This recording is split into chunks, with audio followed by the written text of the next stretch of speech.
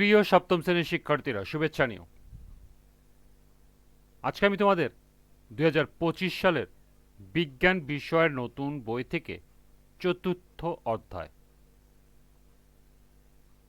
শ্বসন এর 38 পৃষ্ঠার হাঁপানি বা অ্যাজমা থেকে বিভিন্ন সম্ভাব্য প্রশ্ন এবং এর কাজ নিয়ে আলোচনা করব এবং সমাধান করে দেব। প্রথমে তোমাদের বলবো, যারা আমার চ্যানেলটি সাবস্ক্রাইব করো নাই তারা আমার চ্যানেলটি সাবস্ক্রাইব করবে এবং আমার সাথে থাকবে। তাহলে চলো আমরা ক্লাস শুরু করি। হাঁপানি বা অ্যাজমা। এখানে হাঁপানি বা অ্যাজমা রোগের কারণ, লক্ষণ, প্রতিকার দেয়া আছে।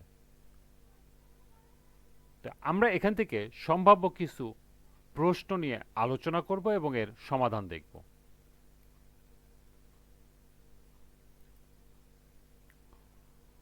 প্রথম প্রশ্ন, অ্যাজমা বা হাঁপানি কি? এ রোগের কারণ কি? এর সমাধান হবে, হাঁপানি ছোঁয়াচে বা জীবাণুবাহিত রোগ নয়। অ্যাজমা সাধারণত রোগ প্রতিরোধ ব্যবস্থার অতিরিক্ত প্রতিক্রিয়ার ফলে হয়ে থাকে। অর্থাৎ কোনো একটি বহিস্থ পদার্থ ফুসফুসে প্রবেশ করলে সেটিকে নিষ্ক্রিয় করতে দেহের প্রতিরোধ ব্যবস্থার যেটুকু প্রতিক্রিয়া দেখানোর কথা তার চেয়ে অনেক তীব্রভাবে প্রতিক্রিয়া ঘটলে অ্যাজমা হতে পারে। অনেক ক্ষেত্রেই অ্যাজমা আক্রান্ত শিশু বা ব্যক্তি বংশে হাঁপানি বা অ্যালার্জির ইতিহাস থাকে।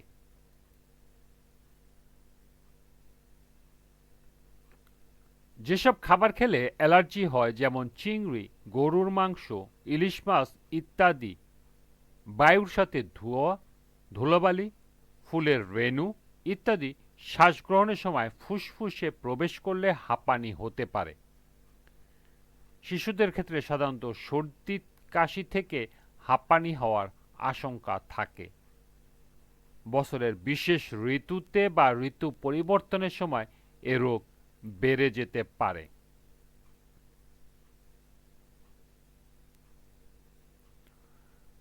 পরবর্তী প্রশ্ন, অ্যাজমা বা হাঁপানি রোগের লক্ষণসমূহ কি কি? এর সমাধান হলো, অ্যাজমা বা হাঁপানি রোগের লক্ষণসমূহ নিম্নে উপস্থাপন করা হলো। 1. হঠাৎ শ্বাসকষ্ট বেড়ে যায়। 2.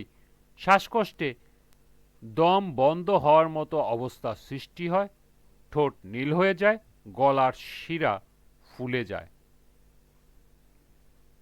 3. রোগী জোরে জোরে শ্বাস নেওয়ার চেষ্টা করে, এই সময় বুকের ভিতরে সাই সাই আওয়াজ বা শব্দ হয়। 4. শ্বাস নেওয়ার সময় রোগীর পাঁজরের মাঝের চামড়া ভিতরের দিকে ঢুকে যায়। 5. ফুসফুসের বায়ুথলিতে ঠিকমতো অক্সিজেন সরবরাহ বাধাগ্রস্ত হয়, ফলে রোগীর বেশি শ্বাসকষ্ট হয়। 6.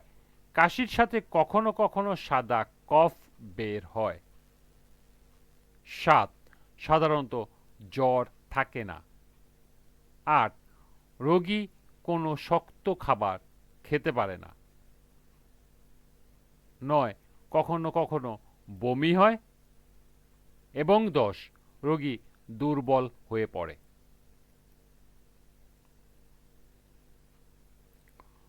পরবর্তী প্রশ্ন, অ্যাজমা বা হাঁপানি রোগের প্রতিকার কিভাবে করা যায়? অর্থাৎ অ্যাজমা বা হাঁপানি রোগ হলে তা কিভাবে প্রতিকার করা সম্ভব?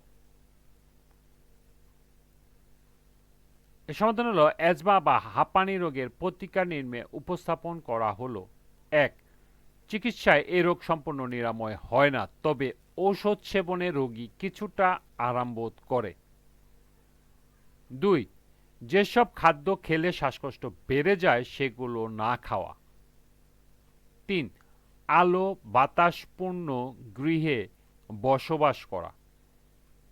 4. যেসব জিনিসের সংস্পর্শ হাঁপানি বাড়ায় তা ব্যবহার থেকে বিরত থাকা, যেমন পশমি কাপড়, কৃত্রিম আঁশ ইত্যাদি। 5. ডাক্তারের পরামর্শ অনুযায়ী চিকিৎসা নেওয়া এবং সাবধানতা অবলম্বন করা। 6. ধোঁয়া, ধুলাবালি ইত্যাদি থেকে দূরে থাকা। 7. ধূমপান, গুল, সাদা পাতা, জর্দা ইত্যাদির ব্যবহার পরিহার করা। এবং 8. শ্বাসকষ্টের সময় রোগীকে তরল খাদ্য খাওয়ানো।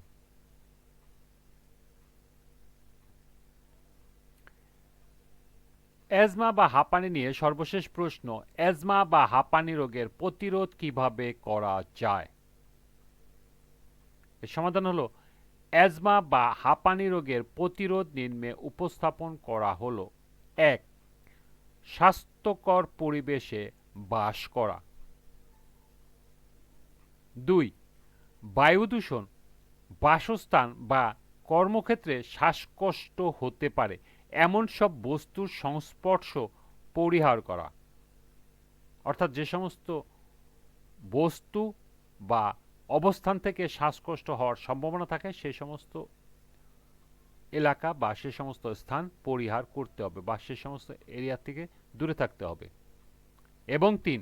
হাঁপানি রোগে শ্বাসকষ্ট লাঘবের জন্য সবসময় সাথে ওষুধ রাখা ও প্রয়োজন মতো ব্যবহার করা। এই ছিল অ্যাজমা বা হাঁপানি নিয়ে সম্ভাব্য প্রশ্ন এবং এর সমাধান।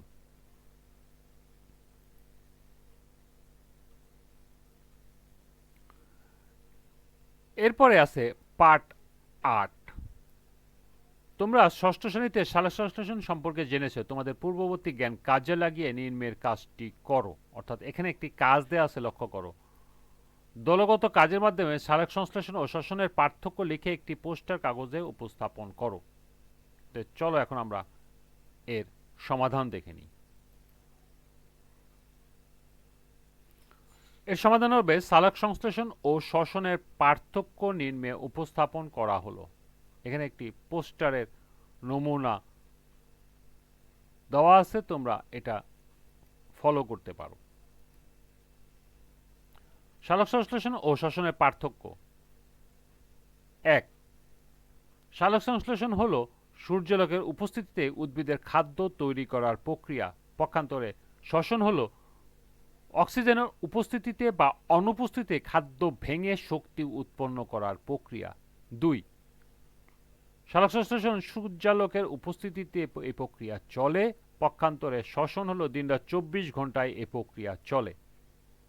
3.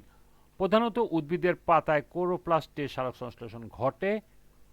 অন্যদিকে প্রধানত প্রাণী এবং উদ্ভিদের কোষে মাইটোকন্ড্রিয়ায় শ্বসন প্রক্রিয়া ঘটে। 4. সালোক সংশ্লেষণের জন্য সূর্যালোক, কার্বন ডাই অক্সাইড ও পানি প্রয়োজন। পক্ষান্তরে শ্বসনের জন্য গ্লুকোজ ও অক্সিজেন প্রয়োজন। 5.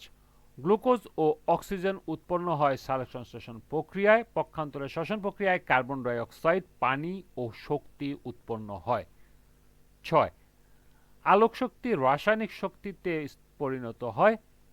পক্ষান্তরে শ্বসনে রাসায়নিক স্থির শক্তি গতি শক্তিতে পরিণত হয়। 7. সালোক সংশ্লেষণে উপচিপি প্রক্রিয়া, তাই ওজন বাড়ে। অন্যদিকে শ্বসন একটি অপচিতি প্রক্রিয়া, তাই ওজন কমে।